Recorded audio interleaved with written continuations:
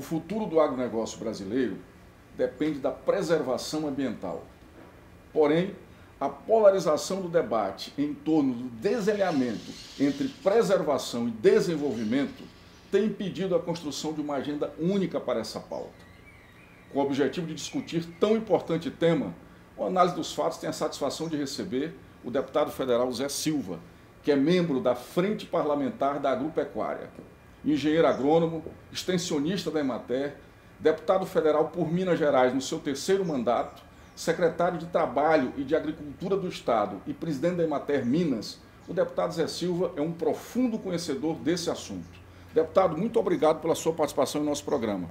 Eu que agradeço, Gilvander, de tratar de um assunto tão importante hoje e também para o futuro da humanidade, já que o Brasil é uma grande potência em relação à preservação ambiental.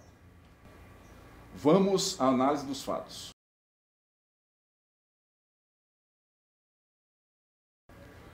O trabalho do agronegócio brasileiro em construir o seu fortalecimento e torná-lo ainda mais competitivo depende da consolidação de uma agenda sustentável e positiva que integre aí o aumento da produção, a preservação ambiental e responsabilidade social. Deputado Zé Silva, por que alguns setores ainda insistem em não reconhecer que a devastação ambiental ela é tão prejudicial ao fortalecimento do agronegócio, que hoje representa aí 1/5 do produto interno bruto? Alguns setores da política e alguns setores de organizações não governamentais insistem em manter essa guerra. Olha, o agronegócio brasileiro, ele é extremamente competitivo, ele é uma ameaça no mercado mundial pela sua pujança, já que nós utilizamos para a produção da nossa safra um pouco menos de 8% do nosso território. É o único país do mundo que ainda tem mais de 60% de florestas nativas de pé, intactas, nenhum continente tem essa quantidade. Só que nós temos que fazer alguns deveres de casa. Um deles é a nossa comunicação. O agronegócio, nós comunicamos muito dentro dos componentes das nossas cadeias produtivas, sendo que a nossa mensagem, a nossa interação tem que ser com o consumidor, especialmente dos grandes centros. A consequência disso é que as pessoas que vivem nas capitais, nos grandes centros urbanos, elas não conhecem a realidade da vida do agricultor, não conhecem o dia a dia de um agricultor, e aí temos outro problema, outra causa. Com a evolução da tecnologia e da informação, da agilidade das comunicações serem feitas através da tecnologia da informação, uma informação não verdadeira, repetida inúmeras vezes, ela passa a não ser uma verdade, mas passa a ser, às vezes, uma referência. E aí nós temos que mudar, primeiro, a nossa forma de comunicar, interagir com os grandes centros urbanos e com a população, com o consumidor, porque a cada dia que passa, o consumidor, quanto mais consciente, quanto mais ele tem um nível de instrução maior, mais ele é exigente num produto que seja sustentável ambientalmente, socialmente justo e que tenha preço e qualidade, independente do tamanho da propriedade. Aí nós temos uma tarefa, uma mensagem com o mundo, já que a mensagem que nós passamos nas últimas décadas, da época da Revolução Verde para cá, que é nos anos 70, é de que no Brasil você pode ocupar terras públicas, isso que de tempo em tempo o parlamento faz uma nova lei e o Poder Executivo te regulariza. Por que eu estou dizendo isso? Porque nós fizemos leis na década de 60, na década de 70, depois em 2009, 2012, 2017 e depois em 2019. E o Brasil ainda padece de quase 100 milhões de hectares de terras públicas sem separar o joio do trigo, já que na década de 70 até os anos 85, o governo brasileiro chamou parte da população do sul do Brasil, do sudeste brasileiro, para ir para a região amazônica, que ele daria todo o aporte de políticas públicas, não deu aporte de políticas públicas, esses produtores ficaram abandonados, e quem não tem o documento da terra é como cidadão que não tem identidade de CPF. Então esse conjunto de fatores, ele faz com que o agronegócio, que é um dos mais competitivos do mundo, já que nós fizemos do Cerrado um bioma que representa 22% do nosso território, nós fizemos ele tão competitivo em termos de produtividade quanto Estados Unidos, a Europa, em termos de produtividade e sustentabilidade. Copiamos um modelo, um sistema agrícola baseado no continente europeu, que tem grande parte do ano o seu solo é coberto com neve, então ele precisa revolver o solo, ou seja, arar o solo para que aquele período que ficou hibernado, que é quando fica tudo parado por causa das baixas temperaturas do gelo, nós começamos copiando, só que depois, através da criação da Embrapa, das empresas de pesquisas estaduais como a EPAMIG de Minas Gerais, criaram as Emateres, a assistência técnica que leva essa inovação até o produtor, o Brasil criou o sistema mais sustentável, mais moderno, que permite 2 safras por ano, que é o plantio direto. Então, esse conjunto de causas que foram resolvidas, que o Brasil ameaça o mundo, eles criam barreiras em relação à nossa pujança do nosso agronegócio e nós mesmos brasileiros, às vezes por falta, como eu disse, de informação, ou falta talvez da habilidade do setor do agro comunicar com a própria população urbana, que nós enfrentamos ainda esse paradoxo, produzir e preservar e garantir um meio ambiente melhor do que nós temos hoje para as gerações futuras. Correto. Deputado, a narrativa da necessidade aí da expansão da fronteira agrícola, do meu ponto de vista, ela não encontra aí um embasamento científico, um embasamento para essa necessidade. Então a pergunta que eu lhe faço, inclusive do próprio planejamento do setor do agronegócio até 2050, a gente não vê a necessidade da devastação ou da própria expansão da fronteira. Como que o senhor vê essa situação? Olha, são 3 pilares, eu faço essa análise dos fatos com você. Primeiro, a ONU espera que até 2050, da quantidade de alimentos que precisa mais para a população que cresce, o Brasil seja o responsável de produzir 40%. Olha a nossa responsabilidade, mas ao mesmo tempo a grande oportunidade. O segundo ponto, o segundo pilar, é que nos últimos 40 anos nós aumentamos em 70% a nossa área plantada e aumentamos em 240% a nossa produtividade. Então, o que isso nos mostra?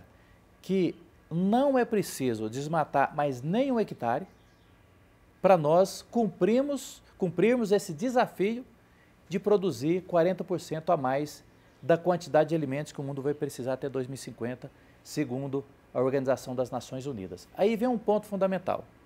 Inclusive, há 2 projetos meus tramitando no Congresso Nacional que dá com toda a convicção a sustentabilidade por essa tese que eu estou defendendo. Qual é essa tese? A floresta de pé hoje, ela já é uma atividade do agronegócio. E ela é muito mais rentável para o agronegócio e para o Brasil, ela de pé. Então, o que nós precisamos fazer para que a floresta de pé, já que nós somos o país do mundo que tem mais de 66% de florestas nativas de pé, é transformar essas florestas, é um projeto da minha autoria, essas florestas em atividade do agronegócio. Fazendo isso como? Eu não vou vender a minha terra, não vou vender a floresta, até porque o Brasil é o único país do mundo que tem a obrigatoriedade do ente privado, do produtor rural, do empresário rural, independente do seu porte, ele deixar de 20% a 80% da sua propriedade como reserva que presta um serviço para toda a população. Então, à medida que eu transformo essa floresta plantada sem vendê-la, sem vender a floresta e sem vender a terra, eu vendo o serviço que ela presta. Aí eu vou cumprir uma série de requisitos. O primeiro deles é a competitividade internacional, já que os grandes clubes de investidores que compram produtos do nosso agronegócio, eles estão colocando cada vez mais quesitos que venham conquistar o consumidor consciente. Ou seja, para mim ter competitividade, eu terei que ter cadeias produtivas livres de ocupações ilegais de terras públicas, queimadas ilegais e, principalmente, a preservação ali das terras dos ribeirinhos, das comunidades quilombolas, né, do desmatamento ilegal. Isso tudo, nesse projeto que eu estou, da minha autoria, que deve ser apreciado pelo Congresso Nacional, nós estamos fazendo com que as propriedades das comunidades ribeirinhas, quilombolas, as reservas dos agricultores, as florestas ali que são as áreas de preservação ambiental, nós chamamos APAs, que as privadas e as públicas, passem a ser uma potencialidade de arrecadação, já que cada consumidor, ele pode, através da sua pegada ecológica, ou seja, cada vez que ele emite carbono na sua casa, com seu veículo, qualquer atividade que ele tenha como cidadão, ele pode saber quanto que ele vai ter que comprar do crédito dessa floresta que é transformado num título verde, que o mundo inteiro quer fazer isso. Mas também uma empresa de grande porte, ela implanta um empreendimento, às vezes, de fabricação de eletrodomésticos, de veículos, outros produtos industrializados, o impacto que ele causa, ele pode comprar esse crédito de títulos verdes, que as florestas, que eu estou dizendo que eu não vendo a floresta e não vendo a propriedade, eu vendo o serviço, além de permitir que eles possam fazer essa compensação e, ao mesmo tempo, garantir a nossa competitividade. Tanto é que os grandes conglomerados financeiros, os agentes financeiros, a Federação dos Bancos Brasileiros, já aceitam esse título verde como garantia dos financiamentos que eles estão contraindo nos agentes financeiros e dando até prioridade para quem dá de garantia esses títulos verdes. Então, como você me perguntou, não precisa desmatar mais nem 1 milímetro, precisa investir nessa bioeconomia, que é a economia do futuro, com sustentabilidade, garantindo mais equilíbrio ambiental, que eu falei que é o desafio, produzir alimentos e preservar o meio ambiente. Correto. Então não há necessidade de se expandir a fronteira. De forma nenhuma. Sim, consolidar. Consolidar essa fronteira, aumentar produtividade, aumentar a qualidade dos produtos, sustentabilidade, né? E principalmente um ciclo virtuoso e não vicioso, já que o vicioso é esse de desmatar, queimar, né, e terra ocupada ilegalmente. Esse é o vicioso, é o vício. O virtuoso é aquele que eu não vou aumentar nem 1 milímetro de desmatamento, não vou queimar uma folha do meio ambiente, né, e além do mais vou fazer com que essa minha floresta vire um negócio rentável, né? Ou seja, a floresta é muito mais rentável de pé. Inclusive, isso já tem uma associação brasileira dos preservadores de florestas nativas do Brasil, já são quase 400 mil hectares, já tem 10 anos, né? Já há estado como Amapá, que já tem esse programa estadual, e esse meu projeto, ele cria uma regulação nacional permitindo aos estados e municípios fazerem a sua legislação estadual, sem precisar de recurso do governo. Muito diferente, eu vou ajudar a recuperação fiscal dos municípios, dos estados e da nação. Deputado, a entrada hoje dos produtos brasileiros no mercado internacional depende, inclusive, da preservação. Essa é uma consciência que vocês, como produtores, vocês do agronegócio, têm essa consciência. Por que ainda há todo esse embate e a gente vê setores do governo criando esse embate e dificultando o agronegócio? Olha, o produtor rural, ele está muito preparado.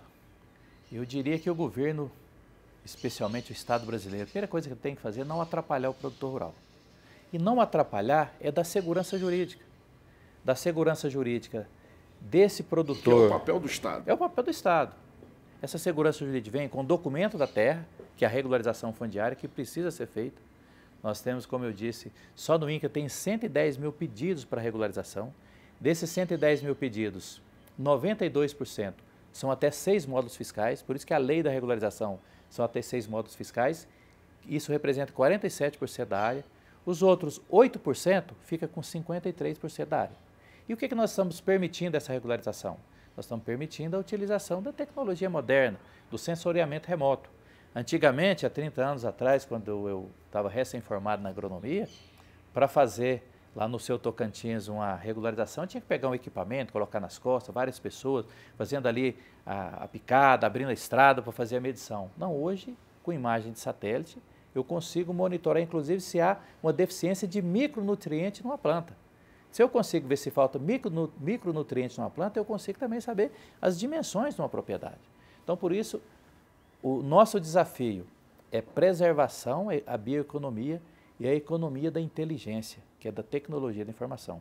Eu tenho que aliar a tecnologia da informação, a preservação ambiental, para mim ter uma nova economia descarbonizada, já que a União Europeia, eles têm como meta, até 2030, eles terem equilibrado a emissão de carbono com o equilíbrio da preservação ambiental. Então, eles têm 1 trilhão para comprar desses títulos verdes, que o Brasil é o maior potencial de ser o vendedor desse produto. Por isso que a Floresta em Pé, ela é muito mais rentável e garante, como você disse, que os nossos produtos serão competitivos no mercado internacional. Aliás, não só competitivo, se não tiver cadeias produtivas livres de queimada ilegal, ocupação ilegal e desmatamento, com certeza nem mercado nós teremos. Correto. No próximo bloco, nós vamos discutir sobre o novo marco do licenciamento ambiental que tramita no Poder Legislativo brasileiro.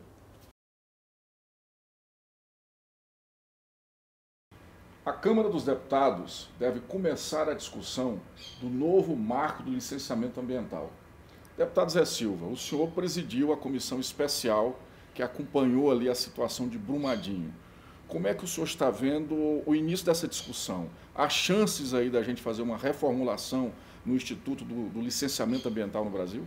Sim, eu vejo que o debate já está maduro. Há uma necessidade muito grande do Parlamento fazer um novo marco regulatório do licenciamento, assim como nós fizemos com o Código Florestal. O Código Florestal era mais de 16 mil legislação de portaria, regulamentos. Era um emaranhado que atrapalhava toda a questão brasileira do agronegócio. E o licenciamento vai no mesmo caminho. Para se ter uma ideia, esse projeto que deve ser pautado nos próximos meses aí, ele já tem 10 anos que tramita no Congresso Nacional, na Câmara dos Deputados. Hoje, talvez, entre as duas causas fundamentais em relação às obras paradas no Brasil, o único estudo de obras paradas no Brasil foi feito pelo Tribunal de Contas da União. São 14 mil obras paradas no Brasil. Isso, mais de 140 bilhões que está entulhado ali, que atrapalha a população, dá prejuízo, mata pessoas porque são unidades de saúde, rodovia, infraestrutura, impede o desenvolvimento do Brasil. E se eu pegar as duas causas dessas obras paradas, 38,9% é falha nos projetos e 10% o licenciamento ambiental. Então, se eu juntar o licenciamento com o problema de projeto executivo, eu já resolveria metade das obras paradas no Brasil. Mas vai muito além. Você disse em relação a Brumadinho. O setor minerário brasileiro, a mineração, especialmente o meu estado, que é muito importante, nós chamamos Minas Gerais, né? Se tirasse a mineração, nós chamaríamos Gerais. Sim. Então está na gênese, na origem do nosso estado, quando os portugueses chegaram ao Brasil, todo o enriquecimento de Portugal e outros países saiu do solo brasileiro. Isso é um patrimônio do Brasil. Só que hoje, um empreendimento minerário de alto risco e de grande proporção, ele tem a mesma regra de um agricultor familiar no Rio Grande do Sul, ou no Nordeste, ou no Tocantins, ou em Minas Gerais. Os mesmos quesitos tem que cumprir para fazer um licenciamento ambiental. Que é um absurdo. É um absurdo, né? Então, por isso, hoje, esse marco regulatório, que é a Lei Geral do Licenciamento, aliado a outro projeto que tramita também no Congresso Nacional, na Câmara dos Deputados, feito pela Comissão de Brumadinho, modernizando o sistema de licenciamento ambiental, os dois vêm complementarmente para que o licenciamento ambiental da agricultura tenha um regramento, o licenciamento ambiental de obras de infraestrutura tem outro regramento, ali com agregados da construção civil, e especialmente também o licenciamento ambiental da mineração, que são lógicas diferentes de empreendimento. Você tem uma ideia, hoje, na divisa de Tocantins com Goiás, Tocantins é filho de Goiás, né, porque é um estado que foi feita a emancipação, ali tendo um rio nacional, para tirar uma areia ou brita para fazer uma calçada em qualquer das pequenas cidades, se for um rio nacional, tem que vir para Brasília. Sendo que localmente ali no município, a condição até da preservação ambiental é muito maior. Então, o licenciamento ambiental hoje é um entrave à dinamização da economia brasileira. Nós temos um déficit hoje de 3 trilhões, se eu for contar rodovias, ferrovias, pontes, aeroportos, unidades de saúde, hospitais regionais. Na pandemia, principalmente, aflorou nas demandas em relação à saúde brasileira. Então, o licenciamento ambiental, ele é hoje um pilar de destravar a economia brasileira. Eu presidi também uma comissão sobre obras paradas do Brasil, estudo isso desde 2015, sou engenheiro agrônomo. Atualmente estou como relator desta comissão aqui na Câmara dos Deputados, e é urgente nós aprovarmos esse novo marco regulatório do licenciamento ambiental. Da mineração, ele está mais na lógica do setor energético, as hidroelétricas, né? Você vê que as hidrelétricas hoje é um setor que está consolidado, foram feitos licenciamentos porque é ligado ao Estado Federal. Então, a mineração já que o subsolo é um patrimônio da nação, do povo brasileiro, então isso viria para o Estado brasileiro. Com isso eu tirava também, há muitos problemas também de organizações que se criam e vivem do insucesso do licenciamento ambiental. Então, é estudo, é portaria, é análise, isso demora, tem vezes que você demora 10 anos, 8 anos para fazer um licenciamento. E para você ter uma ideia, há empreendimentos de grande porte, de infraestrutura no Brasil, que chegou a utilizar 27% do seu custo para licenciar.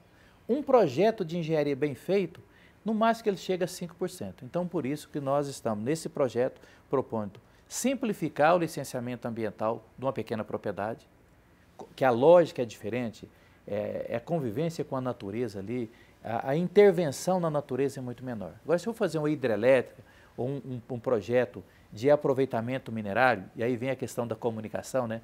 As pessoas falam, vou explorar o minério. Não, você não explora. Explorar é alguma coisa assim que você tira sem dar retorno, sem equilíbrio. Não, é aproveitamento minerário que é sustentável, né?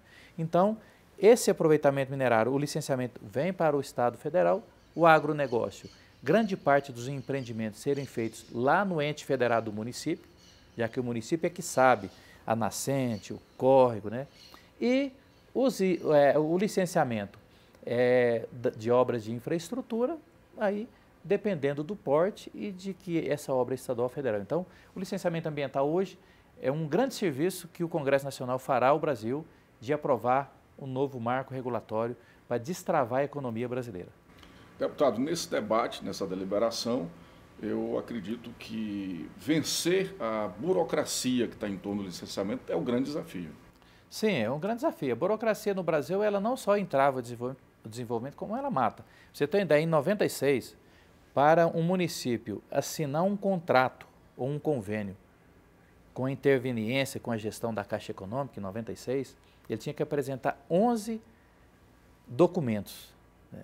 11 documentos. O ano de 2018 era 187 documentos. Um deles, o tal do licenciamento ambiental, que pode chegar a 6 anos. Então, destravar o Brasil significa ter um regramento do licenciamento ambiental separado de acordo com esses segmentos que eu disse, da infraestrutura. Que a lógica de eu implantar uma ponte, uma ferrovia, é diferente de eu implantar uma atividade minerária, que é diferente de eu implantar um pivô central, ou uma criação de peixe, uma criação de ave, de bovinos, ou uma lavoura de soja, de feijão, ou uma hortaliça, né? Então, por isso, vencer essa burocracia. Mas, a Câmara dos Deputados, nós somos uma ressonância do Brasil. E eu creio que esta legislatura, como você disse, eu estou no 3º mandato, até 2009 eu não era nem filiado em partido político. Aliás, eu acho que as pessoas precisam vir para a política, mas não é que eu estou novo na política ainda com 9 anos, mas vejo como uma legislatura muito madura. A Câmara, nesse momento de turbulências do Brasil, de pandemia, as dificuldades das relações internacionais, o Congresso, mesmo remotamente, aprovamos mais de 90 proposições. E houve um consenso de que nós vamos aprovar aquelas pautas, aqueles projetos que há um consenso. E o licenciamento ambiental é um desses temas que, na habilidade do presidente Rodrigo Maia, de conciliar ali as teses divergentes, né, dos ambientalistas sustentáveis, ambientalistas fundamentalistas, né, porque tem tudo isso. Eu me considero um ambientalista sustentável. Eu sei que é preciso, precisamos conviver com a natureza, causando o menor impacto possível e garantindo uma natureza melhor para as gerações futuras. Mas há aqueles que acham que tem que manter intocável, que é uma tese diferente da minha. Sim. E o presidente consegue fazer esse arranjo, essa engenharia do consenso, e esse projeto está pronto. E não é como o meu conterrâneo, né, o Beto Guedes, né, quando chegar setembro, mas eu creio que no mês de setembro nós votaremos esse projeto tão importante para o Brasil. Na semana passada, o presidente Rodrigo Maia recebeu um documento de várias entidades ligadas a ambientalistas, e nesse documento eles tecem bastante críticas ao projeto do novo marco, inclusive apontando alguns retrocessos. Na sua visão, esse grupo de ambientalistas estão mais para fundamentalistas ou tem pontos que precisam ser realmente melhores debatidos? Olha, eu diria que no relatório do deputado Kim, que é o relator desse projeto, há ali no máximo uns 5% de quesitos, como você que está nos assistindo, o quesito é cada item lá da lei, né? que eu acho que até retiraria, eu retiraria do projeto, porque são mais polêmicos, são muito divergentes, e não retiraria de ofício, não. Colocaria para votar, né? E o que for aprovado vai ser o melhor que foi possível nesse momento, porque nunca vai ter uma lei ideal, que a lei ideal para mim é aquela que é possível de ser executada, execuível, né? Então, o documento que foi apresentado, né, como tem documento de outros setores, né, que querem o licenciamento para destravar a economia, tem pontos ali que está muito mais para fundamentalismo, né? Mas há pontos que o documento também tem razão, é que nós precisamos avançar, como por exemplo, um licenciamento desburocratizado não significa que eu possa liberar tudo, né? É preciso, eu tenho convicção de que a ciência é o melhor caminho para resolver todos os problemas que a humanidade enfrentou até agora. Depois da ciência, é a capacidade de ouvir, de entendimento e de chegar num acordo. Essa é a arte fundamental e mais gostosa da política, você ouvir as teses diferentes e chegar num consenso. Então, em relação a esses temas que envolvem a natureza, envolvem ali os interesses das gerações futuras, sem pensar só no hoje, é jogar para a ciência. Então, há pontos importantes que eles falam, não vamos liberar tudo, também acho que não deve, é preciso ter parâmetros técnicos. Você tem que jogar para o técnico. Mas o técnico, ele às vezes está muito fechado só ali no laboratório, na ciência, né? Mas ali eu tenho quesitos que foram pesquisados, resultados confiáveis para a tomada de decisão.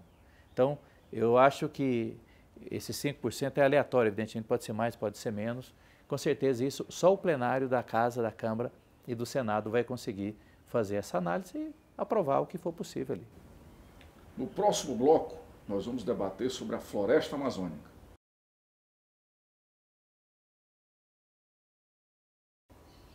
O debate em torno da floresta amazônica tem se acirrado muito aí no último ano.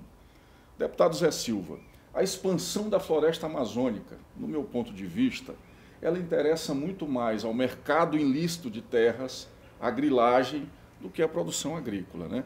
Nós temos hoje aí, até porque, falando de produção agrícola, os terrenos na Amazônia não são planos. Isso dificulta muito a movimentação de máquinas. E hoje nós temos na Amazônia, na região amazônica ali, na floresta, mais de 17 milhões de hectares de terra que foram desmatados e que estão lá parados. Bom, a Amazônia, ali aquele arco dos 9 estados amazônicos ali, como eu disse no início da nossa análise dos fatos, tem que ser vista como uma potencialidade e uma reserva brasileira, um patrimônio brasileiro de garantir a competitividade do agronegócio brasileiro. Esse é o primeiro pressuposto que eu sempre tenho defendido como tese. Eu estive na Conferência Mundial do Clima, pude ver esse debate. O Brasil é o único país do mundo que tem mais de 60% do seu território em florestas nativas, enquanto que outros países não têm, são florestas plantadas. Mas isso não quer dizer que nós temos que desmatar as nossas florestas. Porque os outros desmataram. Porque os outros desmataram. É igual nossos pais falavam lá na roça, lá no Tocantins, em Minas Gerais. Se alguém pular na cisterna, você pula também no buraco? Não é isso. Então não é por isso. O debate não pode ser tão raso. Não, nós temos que ir do pressuposto de que a humanidade, cada geração, ela evolui e aprende com os erros das gerações que nos antecedeu. Né? Isso é um erro dos países europeus e outras regiões do mundo. Então, na década de 70, foi quando, nas duas grandes artérias ali da Amazônia brasileira, as BRs, né? Então, o governo propôs que a cada 10 quilômetros de cada lado da rodovia, as pessoas, chamou os paranaenses, rio-grandenses, os mineiros, né? Os paulistas, os paranaenses, para que fossem para lá abrir uma nova fronteira agrícola. E essas pessoas foram. Eu tenho estudo feito pelas universidades, o FMG, a Exalc, a USP, que mostra através da imagem de satélite, você vai vendo essa ocupação e ela vai se expandindo ali na margem dessas grandes rodovias, né? Só que quando o governo chamou as pessoas para lá, eles falaram que teria estrada, teria o documento da terra, teria um crédito, teria o apoio, e essas famílias foram para lá de 70 para cá. Então você tem aí 50 anos aproximadamente que eles estão lá, e ficaram lá como se eu e você não tivéssemos a nossa identidade do CPF, sozinho, né? Abandonados lá na floresta amazônica. Aí quando eu faço uma análise, e por isso que a informação ela é fundamental, porque a falta dessa informação verdadeira, ela traz essa imagem que atrapalha aqui e atrapalha externamente o nosso país. Se eu pegar para você um módulo fiscal, que é o tamanho mínimo que uma propriedade com uma família sobrevive, no interior de Minas, no meu Triângulo Mineiro, ou ali perto de Ribeirão Preto, São Paulo, São José do Rio Preto, um módulo em 20 hectares eu posso ter a reserva só de 20, então sobra 16. Eu vou lá no interior do Pará, o módulo é 80 em vez de 20. Só que lá eu posso só desmatar 20. Então, com 80 hectares no interior do estado do Pará e 20 aqui no interior de São Paulo, Triângulo Mineiro, nesse eixo forte do agronegócio, com 20 aqui eu tenho 16 aproveitáveis. Com 80 lá no Pará eu tenho 16 também. Aí eu pergunto, qual que é mais viável economicamente? Os 16 no eixo mais rico do Brasil ou os 16 lá na selva amazônica, sem estrada, sem nada? Então, essa análise que é preciso fazer. E quando eu faço essa análise, né, evoluindo da década de 70 para cá, a gente precisa ter política concreta de separar o joio do trigo, né? O que é separar o joio do trigo? Essas pessoas que foram para lá, a convite do Estado, do governo federal, e nunca tiveram apoio, o governo precisa chegar rapidamente, regularizar, para essas pessoas ter financiamento, poder vender sua produção. Tem muitos que não conseguem nem se aposentar, que não tem como comprovar a sua atividade rural. Agora, tem aqueles que agora, na época da modernidade, da tecnologia da informação, vão para lá, compram uma terra, aliás, invadem uma terra, ocupam a terra do governo, né, e depois, passado um tempo, ele vende essa terra muito mais cara. É o que você disse, por isso que traz a ideia da atividade de grilagem. O interesse imobiliário é muito maior e o agronegócio paga essa conta. Então, essa é a informação que precisa ser colocada, como a gente disse na roça, em pratos limpos, né? Sim. Bom, como resolver isso? A solução é uma só, tendo documento da terra. Não tem o melhor guardião de uma propriedade que é o seu dono. Mas como fazer isso? Por isso que veio a lei da minha autoria de regularização fundiária. Aí, quando eu pego dos 110 mil aproximadamente requerimento que tem lá no INCRA para serem regularizadas essas propriedades, inclusive aqui no entorno do Distrito Federal, quando essas populações também vieram para cá, que tem 50 mil hectares beneficiados com essa lei, que não tem documento aqui a 20, 30 minutos do centro da capital do Brasil, né? Mas então, quando nós nos remetemos lá desses 110 mil requerimentos, quando eu faço uma segmentação, um estudo com os dados públicos do próprio INCRA, eu tenho 77%, 78% que tem até um módulo fiscal. Então, aquele agricultor que está sobrevivendo lá com o máximo que ele pode ter para produzir seus alimentos de 20, 25 hectares. Então, nessa lei, a esses, eu estou colocando quesitos mais fáceis de regularizar a documentação deles. Então, a vistoria por imagem de satélite também e poucos documentos. Aqueles de 2 módulos até os 6 módulos, eu já chego a 92% do número de produtores que querem se regularizar. Esses 92 ocupam 47% da área, ou seja, quase metade. Os outros 8% ocupam mais da metade, que ocupa 53%. Então, o que esse projeto de lei prevê? Primeiro, voltar lá em 2008, quem chegou até 2008, que foi quando o Código Florestal remeteu, que é 2008. Para que voltar em 2008, a gente chama de marco temporal de ocupação?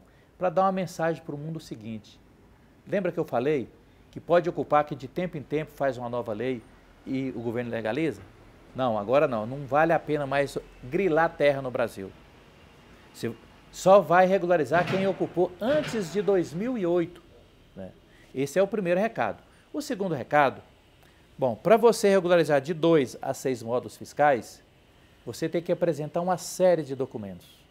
Aí você que está na cidade, nos acompanhando aqui, nessa análise dos fatos, estou fazendo a seguinte análise. Se você vai construir um apartamento, você tem que apresentar a planta do engenheiro, tá ok? Lá ele vai ter que apresentar a planta do engenheiro que mediu a terra. Você vai ter que apresentar que você tem documento só de uma propriedade, que a terra é pública, não pode ter duas. Eu documento. você não pode ter sido beneficiário. É como se você tivesse um benefício de uma casa que o governo te concedeu na cidade. Você pode ter só uma vez, não pode ter duas vezes. Lá também não vai poder ter sido beneficiado. Não vai poder ter feito queimada ou qualquer crime ambiental. Né? Não vai poder ter o seguinte, vou regularizar, mas eu peguei um pedacinho do meu vizinho, isso chama parcelamento ilegal. Não vai poder também. Ou seja, a gente cria uma série de quesitos. Aí nós teremos lá 110 mil fiscais para cuidar da Amazônia. Porque o governo, vocês imaginam as dimensões, as dificuldades de deslocamento na floresta amazônica, né? A floresta fechada, muito úmida, muita chuva. Então, o Brasil não tem a capacidade do INCRA, do IBAMA, do ICMBio. São órgãos federais importantíssimos que o INCRA já chegou a ter 10 mil funcionários, hoje tem menos de 5 mil. E quando ele tinha 10 mil funcionários, a gente tinha 3, 4 mil assentamentos. Hoje tem 10 mil assentamentos, 1 milhão de famílias assentadas. Então o Brasil tem que cumprir seu dever de casa. Quais são os deveres principais? O primeiro deles, aprovar uma lei que vai dar segurança jurídica para fazer essa regularização. Segundo, eu falei com o vice-presidente da República, que é o presidente do Conselho da Amazônia, já falei com a ministra Tereza Cristina 2 vezes essa proposta, de que a Anater, que é um órgão federal que cuida da assistência técnica, na sua personalidade jurídica, ela pode credenciar agrimensores, técnicos agrícolas, engenheiros florestais, engenheiros agrônomos. Não precisa fazer concurso, é credenciar de acordo com a sua experiência profissional, o seu acervo técnico, e colocar 500 fiscais durante um ano. Né? Isso custa quanto? Custa muito pouco para você garantir competitividade do nosso agronegócio, mudar a imagem do Brasil no cenário internacional, fazer justiça separando o joio do trigo, quem que realmente foi para lá e merece ter o documento da terra. Né? Eu não tenho capacidade, ninguém tem capacidade de falar quantos que tem lá que são ilegais. Não tem. Como que eu vou poder fazer isso? É só o governo ir lá fazer. Aí quando você coloca a GLO, né, que é a lei da ordem, né, que foi colocado lá, força-tarefa, tudo, é importante, toda medida é importante, mas quanto custa isso? Imagina se eu contratasse toda essa questão da GLO, que é a lei da ordem, né, se eu contratasse durante esse período os fiscais para o INCRA. O INCRA tem excelentes profissionais, domina a tecnologia, tem ali, desde 1970, tem os mapas de todos os estados brasileiros das propriedades. As imagens de satélite, como eu disse aqui, elas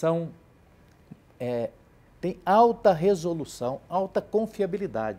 Se eu posso olhar em qualquer lugar do mundo, se você me der ali o ponto geográfico, eu consigo saber se a planta tem, inclusive, deficiência mineral. Como que eu não vou saber a utilização daquela propriedade? Então, precisa cumprir o papel de estruturar o INCRA, ICMBio e IBAMA. Precisa nós aprovarmos essa lei da regularização, porque eu tenho segurança jurídica, eu tenho órgãos federais preparados e com o documento da terra, com certeza, o melhor fiscal, o melhor guardião da Amazônia vai ser os próprios agricultores.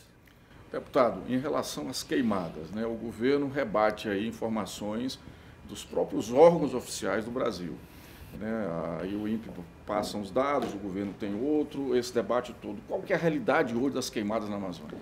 Olha, pode ter certeza absoluta, né, que questionar informações científicas dos próprios órgãos federais não ajuda em nada o Brasil. Nada, né?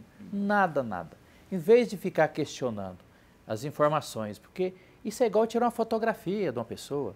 Eu tiro uma fotografia hoje aqui, essa pessoa está com um semblante. Daqui 2 minutos é outra fotografia. E o mundo inteiro, hoje, tem capacidade de ver o dia a dia. Então, questionar as informações dos órgãos federais que têm história de confiabilidade, isso não ajuda nada, eu teria que ir na causa das queimadas. Atrapalha o próprio governo. Né? Exatamente. Quais são as causas das queimadas? A primeira delas é o que eu disse, não ter o documento da terra. Eu não consigo saber quem queimou, de onde originou. O segundo, eu preciso ter orientação para esse agricultor, ter assistência técnica. Né? Como eu disse aqui da Anater, Um agricultor que tem assistência técnica, comparado ao que não tem, o que tem aumenta 4 vezes o valor bruto da sua produção por hectare. E a melhor maneira de fiscalizar é educação, é conscientização. Então, em vez de questionar se a imagem de satélite está certa ou se está errada, se queimou ou se não queimou, se somou de janeiro ou se começou a fazer a soma da área queimada de fevereiro ou março, é muito mais nacionalista e cívico eu ir na causa dos problemas. Sim. Então, esse é um problema que o Congresso Nacional, agora o presidente Rodrigo Maia convidou um grupo de parlamentares, e honrosamente eu estou nesse grupo, para nós propormos essa pauta sustentável, o Congresso cumprir seu papel e também eu tenho visto aí com muito respeito também a maneira que o vice-presidente da República, ele estudioso do assunto, estive com ele, eu vi que ele conhece como a palma da mão a região amazônica, isso é importante, porque eu só posso emitir uma informação quando eu estudo uma realidade, quando eu estudo as causas dos problemas, né? Você pode ver que o vice-presidente, como presidente do Conselho da Amazônia, ele tem sido estabelecido uma relação também com os organismos internacionais, porque, por exemplo, na Conferência Mundial do Clima, eu defendi uma tese lá durante os debates. Bom, o mundo inteiro, vocês querem que o Brasil continue com as nossas florestas? Nós queremos por consciência. Agora, vocês têm que pagar para nós também. Porque a Europa desmatou todas as suas florestas nativas. Não porque eles desmataram que nós vamos desmatar, mas isso custa. Então, eu tenho que remunerar esse produtor rural. E essa cobrança podia ser uma pauta do governo?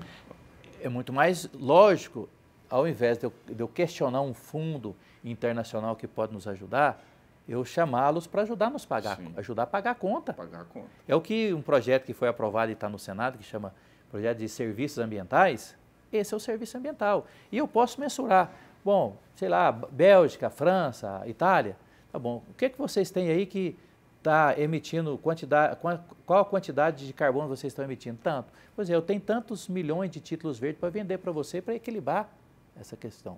Então, eu acho que sem ser nenhuma forma pejorativa, né, é preciso utilizar os técnicos que o governo tem e formar essa inteligência estratégica do governo, que eu espero que o vice-presidente, junto com a ministra Tereza Cristina, que tem feito afirmativas fundamentais aí também, de que o Brasil realmente não precisa desmatar mais, essa inteligência estratégica do Brasil é que vai nos ajudar a fazer da Amazônia o nosso maior patrimônio. Já é, mas nós precisamos nos apropriar desse patrimônio e ajudar a cuidar desse patrimônio nosso e do planeta.